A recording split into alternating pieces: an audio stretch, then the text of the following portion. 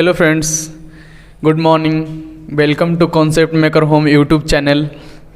आज का हमारा टॉपिक है रेनफोर्समेंट सीमेंट कंक्रीट। तो देखते हैं अभी इस क्वेश्चन को कैसे सोल्व करेंगे। इस क्वेश्चन है for a singly reinforced beam section find the moment of resistance using limit state method.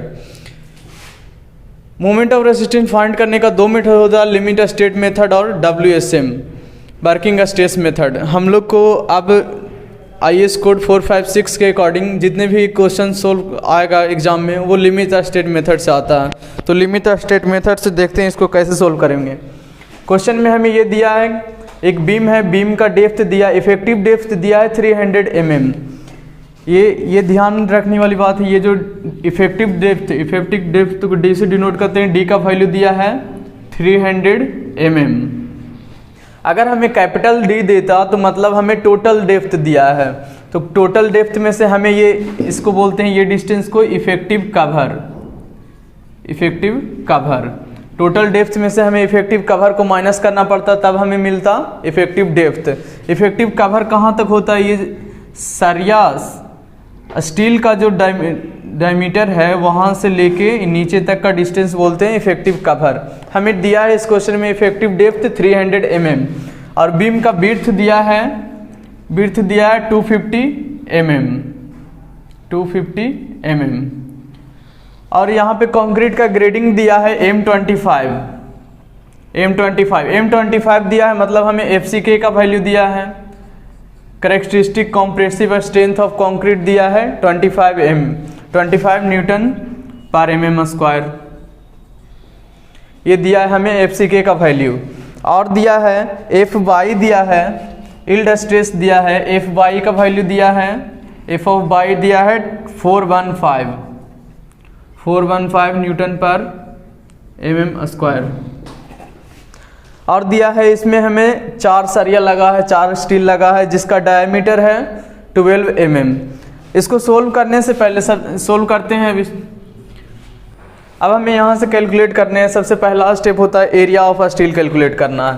तो एरिया ऑफ स्टील को हम AST से डिनोट करते हैं, AST एरिया ऑफ स्टील।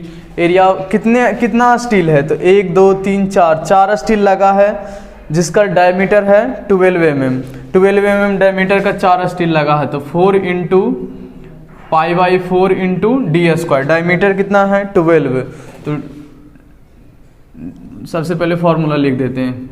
तो 4 × π/4 × d कितना है 12 का स्क्वायर। यहाँ से 4 से 4 कैंसिल, ये कितना हो जाएगा 4 × π, 4 से 4 तो कैंसिल हो गया, तो पाई × 12 का स्क्वायर 144।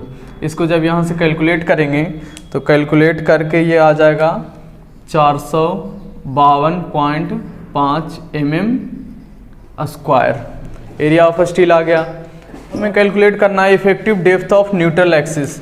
न्यूट्रल एक्सिस का डेप्थ कितना है, तो effective depth of neutral axis calculate करने के लिए हम क्या करते हैं, total compressive strength equal to total tensile strength.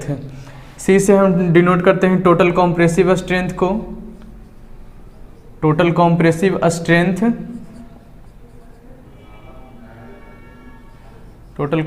Stress equal to total tensile stress.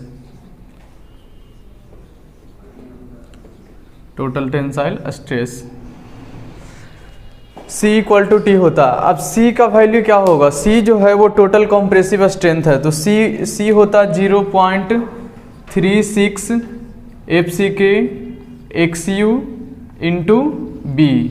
C का वैल्यू है C equal to T। Total tensile strength कितना है 0.87 FY × AST area of steel, 0.87 FY × AST area of steel. अब यहाँ पे ये जो है 0.87 FY ये यील्ड स्ट्रेस ऑफ स्टील है। अब हमें चाहिए क्या, हमें चाहिए XU का वैल्यू। तो यहाँ से XU कैलकुलेट करने के लिए XU इक्वल टू, ये पूरा जब मल्टीप्लिकेशन में इधर डिवीजन में हो जाएगा, 0.87 FY × AST upon 0.36 FCK × B। अब यहाँ से सारा वैल्यू हमें पता है। एफ ऑफ बाई का वैल्यू दिया है, yield stress 415, area of steel अभी निकाल चुके हैं 452, एफसीके का वैल्यू पता है हमें, ग्रेडिंग दिया है 25, बी का भी वैल्यू पता है, सब वैल्यू पुट कर देते हैं। इसको जब पुट करेंगे तो ये होगा 0.87 इंटू एफ ऑफ बाई है 415 इंटू एरिया ऑफ स्टील कितना आया था 452.5 divide by 0.36 into F C के है 25 इंटू बी, विड्थ कितना है बीम का 250, विड्थ है 250। इसको जब यहाँ से कैलकुलेट करेंगे तो ये कैलकुलेट करके आ जाएगा 72.5 mm। Depth of neutral axis आ गया 72.5 mm। अब हमें निकालना है limiting depth of neutral axis. एक्सी कैलकुलेट कर चुके हैं, एक्सी का वैल्यू आया 72.5 mm। अब हमें निकालना है एक्सयू लिमिटिंग। तो एक्सयू लिमिटिंग का फॉर्मूला होता है K इंटू डी। अब K क्या होता है, K जो है वो ratio of limiting depth of neutral axis upon ratio of effective depth of neutral axis. तो K का वैल्यू हमें IS 456 2000 के टेबल से मिलेगा। K का वैल्यू ये याद रखने की चीज़ है, अगर K का वैल्यू 250 के लिए होता है 0.53, 415 के लिए होता है 0.48 और FE 500 के लिए होता है 0.46। 3 टाइप का स्टील यूज होता है सिविल में। अब इसके लिए Q का भी वैल्यू हमें याद रखना पड़ता है। Q का वैल्यू 250 के लिए 0.418 FCK, 415 के लिए 0.138 FCK, FE 500 के लिए 0.133 FCK। अब हम निकालते हैं एक्सी लिमिटिंग है K इंटू डी। तो हम कौन सा स्टील यूज किए हैं, FE 415। तो 415 के लिए K का वैल्यू कितना है 0.48 इंटू डी का वैल्यू कितना है इफेक्टिव डेप्थ ऑफ न्यूट्रल, तो 0.48 इंटू 300। इसको जब यहाँ से कैलकुलेट करेंगे तो ये कैलकुलेट करके आ जाएगा 144 mm। 144 mm आ गया। अब यहाँ से देखेंगे एक्सयू जो है, यहाँ से हमारे पास क्या आ गया है, एक्सयू जो है वो लेस देन है एक्सयू लिमिटिंग के। जब एक्सयू लेस देन आ जाता है एक्सयू लिमिटिंग के, मतलब जो हम डिजाइन कर रहे हैं वो अंडर रेनफोर्स्ड सेक्शन है, अंडर रेनफोर्स्ड सेक्शन। हमारा सेक्शन जो है वो अंडर रेनफोर्स्ड आ गया। अंडर रेनफोर्स्ड कहने का मतलब ये है कि हमने रेनफोर्समेंट कम प्रोवाइड किया है, स्टील कम प्रोवाइड किया है। कंक्रीट सबसे पहले अपने मैक्सिमम स्ट्रेस पे पहुंचेगा, उसके बाद स्टील कम प्रोवाइड किया, स्टील अपने मैक्सिमम स्ट्रेस तक नहीं पहुंच रहा, उसके पहले ही कंक्रीट अपने मैक्सिमम स्ट्रेस तक पहुंच जा रहा, मतलब हमने स्टील को कम प्रोवाइड किया। अगर सेक्शन अंडर रेनफोर्स्ड होता तो सबसे पहले स्टील बेंड होता है, उसके बाद कंक्रीट फटता है, सबसे पहले सरिया मुड़ेगा फिर स्टील फटेगा। अगर ओवर रेनफोर्स्ड होता तो सबसे पहले कंक्रीट फटता बाद में सरिया मुड़ता। तो इस केस में हमें एक एम्पल वार्निंग मिलता है, मतलब अगर आपका छत गिरने वाला है तो सबसे पहले हमें वार्निंग मिलेगा कि गिरने वाला है। लेकिन अगर ये ओवर रेनफोर्स्ड होता तो छत गिरता पहले, वार्निंग बाद में मिलता। ठीक है, तो अंडर रेनफोर्स्ड है। अब हम ये पता चल गया अंडर रेनफोर्स्ड है। अब हमें निकालना है मोमेंट ऑफ रेसिस्टेंस। तो निकालते हैं moment of resistance, MOR। Moment of resistance निकालने के लिए या तो हम C इंटू जेड कर दें, total compressive strength into Z को बोलते हैं लीवर आर्म। अब लीवर आर्म क्या होता है, लीवर आर्म जो है इसका जब हम लोग स्ट्रेस डायग्राम ड्रा करते हैं, इसका स्ट्रेस डायग्राम जब ड्रा करते हैं तो टोटल कॉम्प्रेसिव स्ट्रेंथ ये C है और ये T, तो टोटल कॉम्प्रेसिव स्ट्रेंथ और टोटल टेंसाइल स्ट्रेंथ के बीच के दूरी को बोलते हैं लीवर आर्म। इसको जेड से डिनोट करते हैं, दोनों के बीच की दूरी को बोलते हैं लीवर आर्म। तो C इंटू जेड कर दें या फिर C इंटू जेड करें या फिर T इंटू जेड करें, दोनों से वैल्यू सेम आएगा।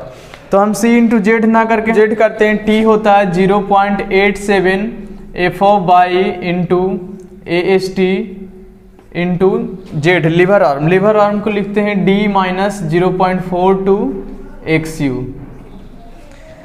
जब यहाँ सबका वैल्यू पुट कर देते हैं 0.87 इंटू एफ ऑफ बाई है 415 इंटू एरिया ऑफ स्टील कितना था, एरिया ऑफ स्टील कैलकुलेट किए थे वो था 425.5 इंटू डी का वैल्यू इफेक्टिव डेप्थ है 300 माइनस 0.42 इंटू एक्सयू का वैल्यू कितना है 72.5।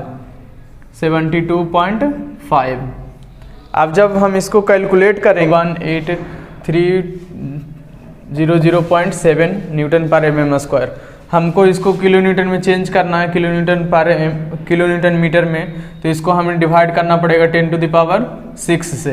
तो जब हम इसको 10⁶ से डिवाइड करेंगे तो ये आ जाएगा 44.01 किलो न्यूटन मीटर।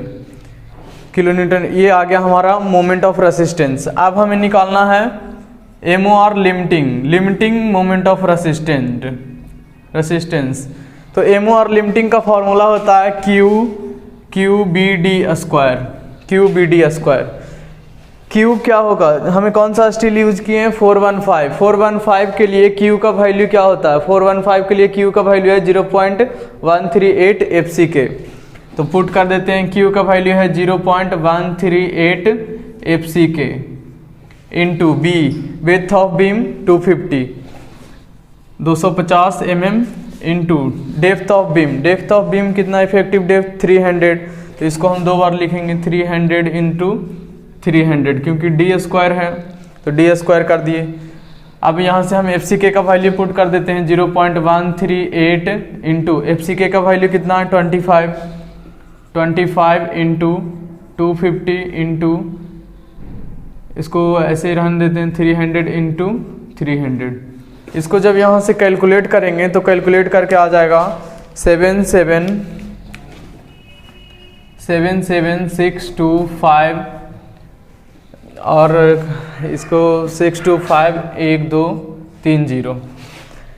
इसको भी हमें चेंज करना है किलो न्यूटन पर मीटर में, तो इसको हमें 10⁵ से डिवाइड करना 10⁶ से डिवाइड करना पड़ेगा। जब हम इसको 10⁶ से डिवाइड करेंगे तो डिवाइड करके ये आ जाएगा 77.6 kilo Newton metre.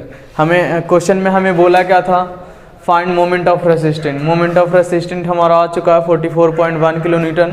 MOR limiting भी हम निकाल चुके हैं 77.6 किलो न्यूटन। इसके बाद डब्ल्यू रेनफोर्स सेक्शन का भी क्वेश्चन करेंगे, उस क्वेश्चन को हम अगले वीडियो में करेंगे। Thank you for watching this video.